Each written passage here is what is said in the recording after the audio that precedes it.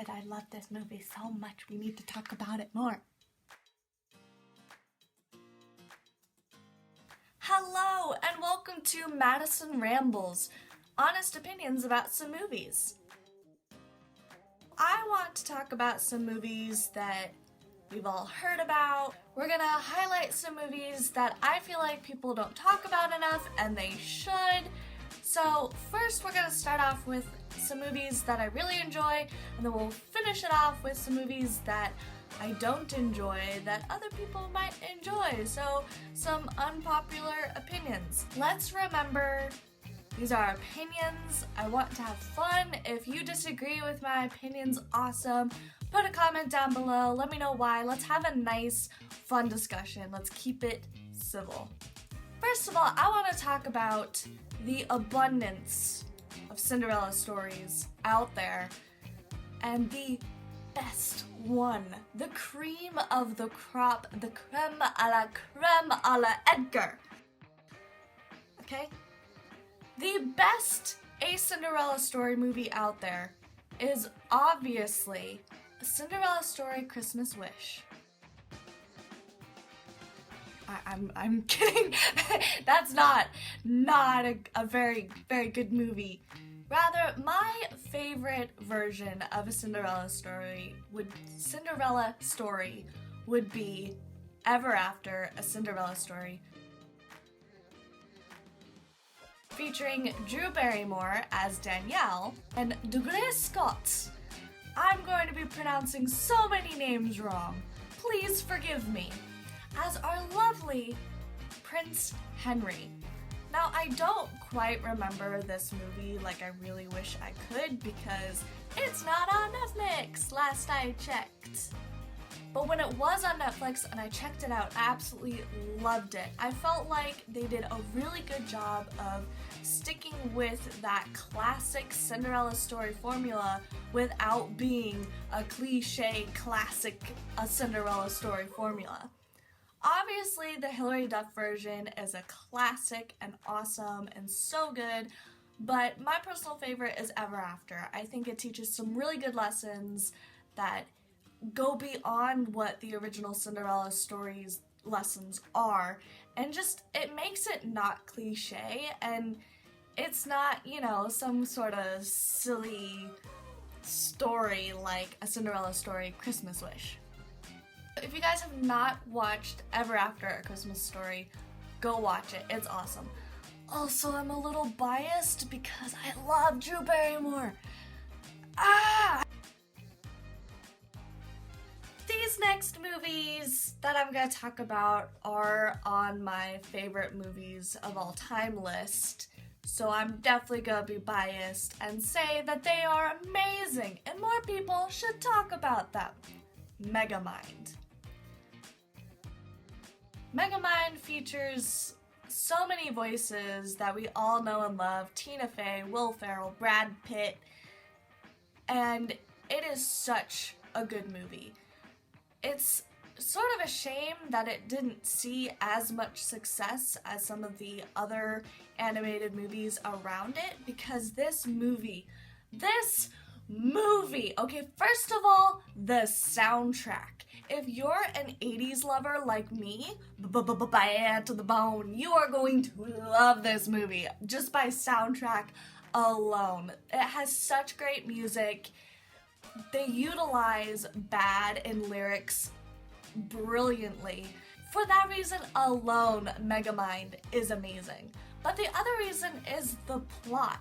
I think they do a really good job of looking at the superhero trope, superhero versus supervillain trope, and playing around with it in this new, refreshing way. And I just really enjoy this movie. I think they do a brilliant job twisting it just enough to give it this nice new flavor that you don't really see. Typically when you're switching tropes like that, if you're trying to twist a cliche in some way, you tend to go for one extreme or the other on either side. It's just gotta be polar opposite, and Megamind does this nice middle ground that is so nice that I love it. I seriously love it. It's funny, it's lighthearted. Yeah, it's silly, but you know what? That's part of the reason I love it so much. They do a really nice job of looking into what supervillains could do without a superhero as their foil or their arch nemesis or whatever the case may be. And I think it is a highly underrated film that deserves way more than what it currently has. And people should be talking about it so much more. I've seen more people talk about it recently, but I don't know if that's because I'm looking for it or what. But anyway, Megamind. If you have not seen Megamind, I highly recommend you check it out. This next film, the first time I watched it, I'll admit, I thought it was dumb. It didn't strike me as necessarily out there, like, super awesome. It stuck in my mind. Like, it wasn't that great the first time I watched it. But as more time went on, the more I thought about it. And I just had to watch it. And then I found myself watching it over and over and over and over again, and it became one of my favorite all-time movies, Penelope. Penelope stars Christina Ricci? I'm sorry, I'm pronouncing names wrong. And James McAvoy? I am so sorry to everyone involved. I can't pronounce names. First of all, James, my boy, I love him. X-Men, hello. This movie, Penelope is a sort of twist on a fairy tale. It's about this woman who is born cursed to have the face, and specifically the nose, of a pig. And she has to go off and find a way to lift the curse so she can be normal. And what I really like about it is it has some fun little twists to it. It has some really awesome positive messages, and no one ever talks about this movie. I don't think people have even heard of this movie necessarily. Look at it. Look at it. It is amazing. It is so good. I love this movie so much. We need to talk about it more. Like I said, the first time I watched it, I was not impressed by this film, but the second, third, fourth, fifth time I watched it, it was like a parasite in my brain, and I had to watch it. And I ended up falling in love with it. It's super simplistic. It's not the best movie ever made, but I like the messages that it conveys. And I don't want to give those messages away because, spoiler alert, all I can say is watch it. Maybe you'll fall in love, maybe you'll be bored by it, maybe your second, third, fourth, whatever experience with the movie will be the same as my first experience with it. Who knows? But just give it a try. Why not? Now on to unpopular opinions on semi-popular movies. We're gonna start off with the good old original Ghostbusters. I recently saw Ghostbusters this most recent Halloween. The last time I saw it, I was young. I watched it with my family. Back then, because I was little, I was like, ooh, it's kind of spoopy. You know, like, that was kind of my overall impression of it. It had been years since I watched this film. Because it'd been so long, and really the only thing that I could remember about it was a little freaky when I was younger. I didn't really know what to think coming into it older and with a fresher, older perspective. After watching it, I came away with the opinion that I don't really like this movie, and the main reason is because of Bill Murray's character, Peter Venkman. I raged during the movie, throughout the movie, about his character. I hated him so much. He agitated me to no end. I was offended at every turn. I just did not like him at all. And lovely Dan Aykroyd, his character, Raymond's stance wasn't exactly any better, so I didn't like the sort of main character, and I didn't like the other main character, which made it really hard for me to enjoy the movie. The only one that I liked and was actually sort of rooting for was Spangler. Spangler's pretty awesome. I will give Ghostbusters that. Spangler, fantastic, okay? And I think Annie Potts is also in this movie, and Annie Potts, I love her as well. But overall, because I could not stand two of the main characters, I had no drive to see them succeed. I didn't care if they succeeded or not. Just Venkman bothered me so much that I just wanted to check out of the movie, just call it quits, give up. I was not impressed the second time watching Ghostbusters. That said, I have not seen the reboot, and it's been even longer since I've seen Ghostbusters 2, so I really have no opinions to give on those, but for the original Ghostbusters, sorry, it's a thumbs down from me. I am a hopeless romantic who loves romance movies. Specifically romantic comedies, but just romance. And whenever you say that you're a hopeless romantic who enjoys romantic movies, almost at the top of the must-see list that everyone assumes you've seen is The Notebook. Obviously, I've seen The Notebook. I didn't like it. The first time I watched The Notebook, I was so confused. I didn't know what was going on. I didn't really understand anything.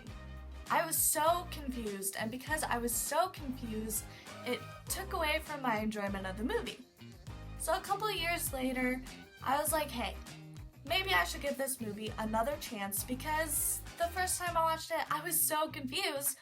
Maybe the second time it'll clear some things up and I'll really come to enjoy it. The second time I watched it, I didn't enjoy it. I was less confused, but I was more bored.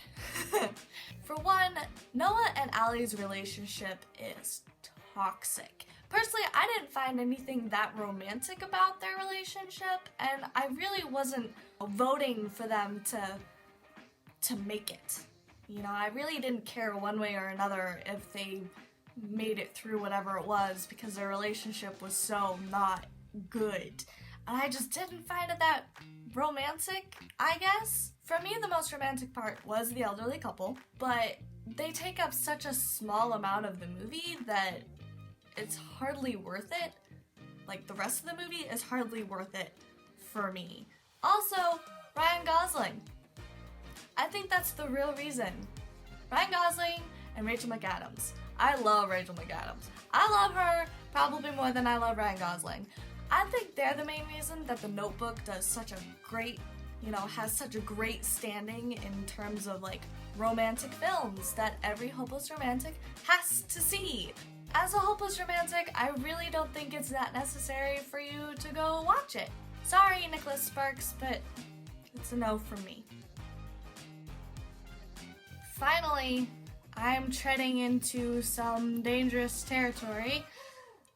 Frozen 2.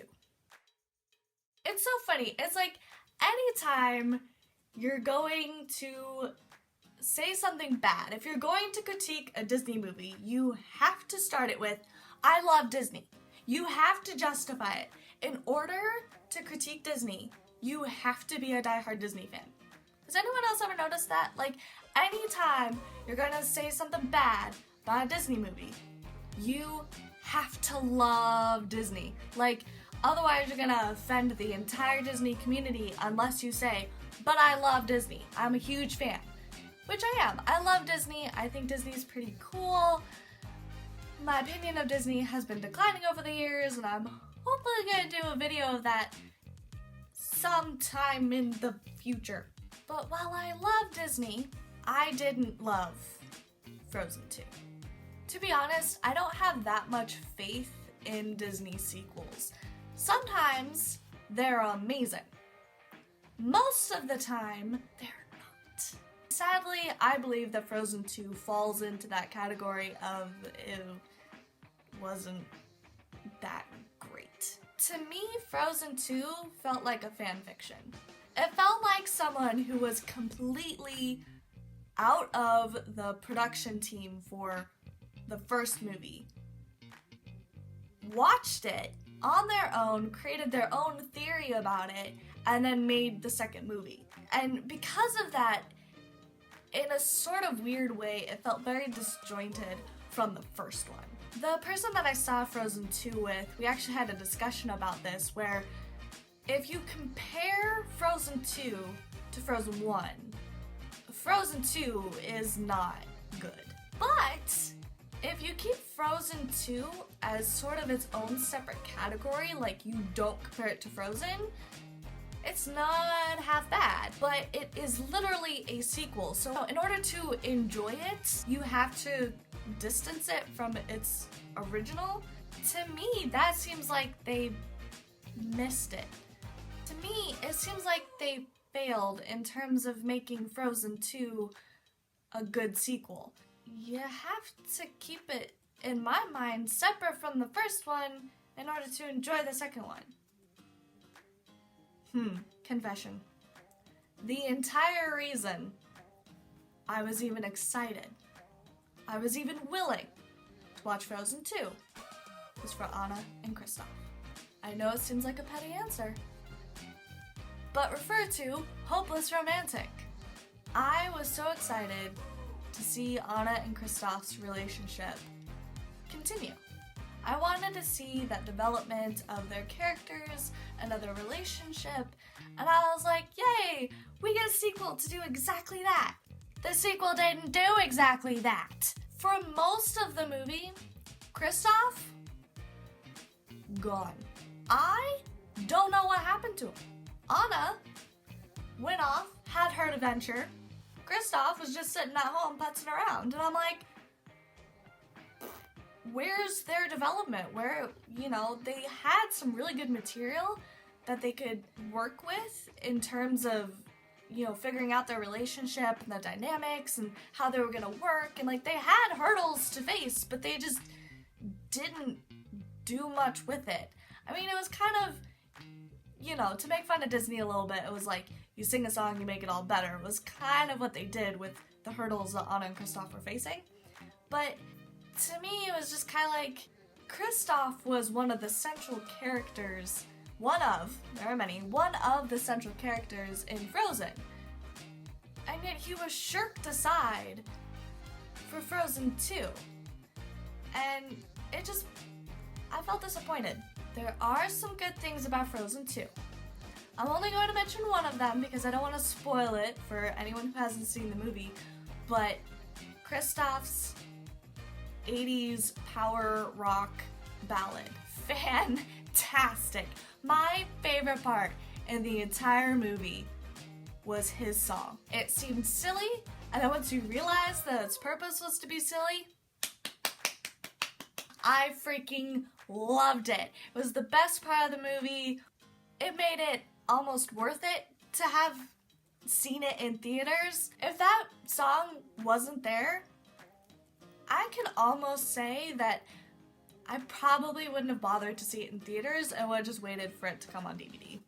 Unfortunately, Frozen 2 it fell flat for me. But I love Disney. So, I'm justified. I can say that. I can get away with saying that. That does it for this video.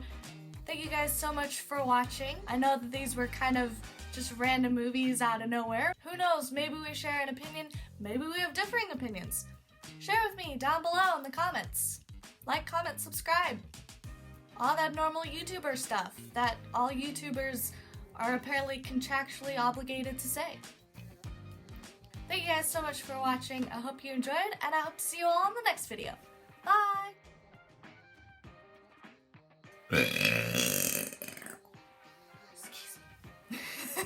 Bloopers. I really want to make a blooper about that. Ow. I want to highlight some. we're just gonna mute my phone. They do an amazing job.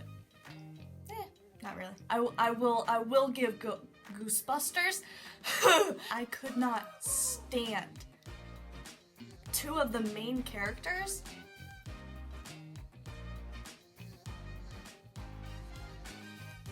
Oh, itchy nose. My gosh. Editing.